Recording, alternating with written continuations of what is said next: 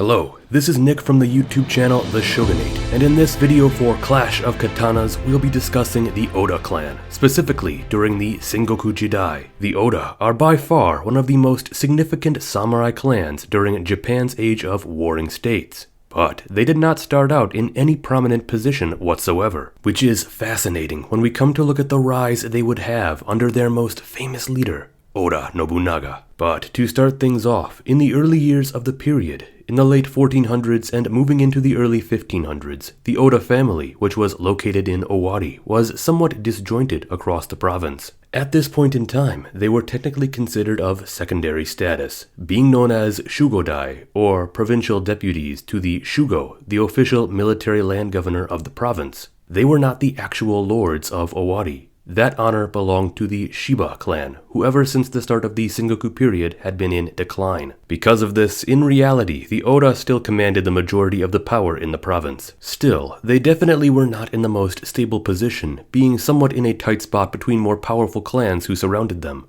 Owari province was small, and to the north they had to contend with the mighty Saito clan of Mino, and to the east the Imagawa of Suruga. By the 1540s, however, the Oda family was under the leadership of a competent lord named Oda Nobuhide, who managed to compete militarily against the Imagawa and even brokered an alliance between his family and the Saito by marrying his son Oda Nobunaga to the daughter of Saito Dosan. We can see from an early age that his son Nobunaga was a very unorthodox figure, often acting recklessly and with disregard. Thus, in time, he became associated with the nickname the Fool of Owari. Sadly, Nobuhide would come to die unexpectedly in 1551, leaving the clan in the hands of his wild son, and almost immediately a power struggle erupted for the fate of the family. In the end, by around the year 1559, against all odds, Nobunaga had emerged victorious against his rivals in Owari, not only uniting the Oda family under him, but also moving past his foolish behavior of his youth to finally become recognized as a full daimyo, great name in his own right,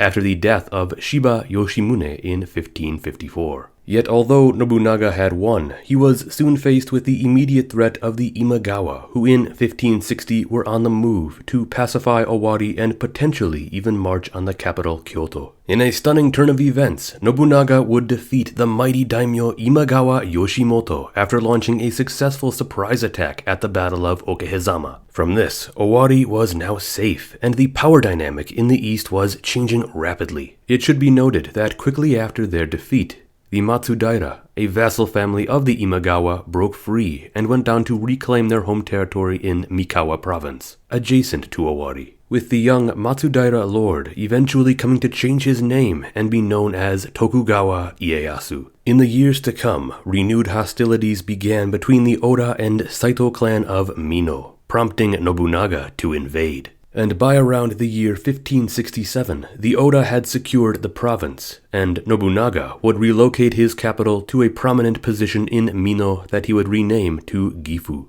This would only be the start of Nobunaga's ambition. In a very short amount of time, Nobunaga had risen from a minor lord to perhaps one of the most powerful daimyo in the entire country, with a retinue of some of the most skillful and loyal retainers at his disposal. But soon enough he would be visited by representatives of an exiled member of the Ashikaga family, the house of the shogun. They came asking if Nobunaga would take up the cause of Ashikaga Yoshiaki and march on Kyoto to restore him to power. Seeing a great opportunity, Nobunaga agreed. In 1568, Nobunaga marched on Kyoto, driving out hostile forces and reclaiming the shogunate for Yoshiaki. However, now it was time for Nobunaga to embark on his true aim, a unification of the land and an end to the warring era. With the legitimacy of the shogunate behind him, Nobunaga began to war with all those who opposed him, including but not limited to major threats like the sects of the radical Ikoiki and the Azai Asakura alliance. Yet not before long, Shogun Yoshiaki had realized that he had been made just a puppet of the Oda, and began calling for aid to remove the tyrannical Nobunaga from power. This finally led to Nobunaga exiling Yoshiaki once more and dismantling the shogunate in 1573. By this point, however, it was too late, and he was facing an imminent war with the mighty Takeda clan of Kai.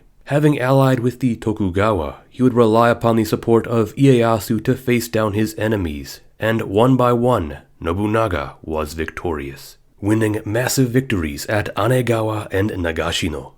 But he was not without his faults, particularly his brutality, which can be most prominently seen by the massacre he committed at Mount Hiei.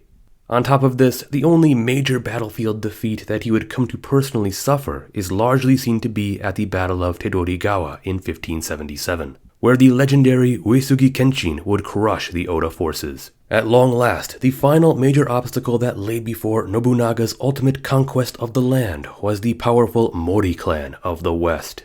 He would dispatch two of his top generals, Hashiba Hideyoshi and Akechi Mitsuhide, to embark on a great western campaign. And although his victory was imminent, he would come to be betrayed by Mitsuhide in 1582 at the Temple of Honnoji, where Mitsuhide slayed him and crippled the power of the Oda. Oda Nobunaga has gone down in history as the first of Japan's three great unifiers, as soon after, Hideyoshi would come to avenge him and continue on his path. But although we often recall Nobunaga for his conquests, we should also remember him for his bolstering of Japan's economy and infrastructure, the construction of Japan's first modern castle at Azuchi, and for fostering trade and strong relations with the West. Importantly, he is also credited with greatly contributing to the evolution of matchlock warfare on samurai battlefields. And although the power of the Oda clan would never fully recover after his death, their legend was etched into history.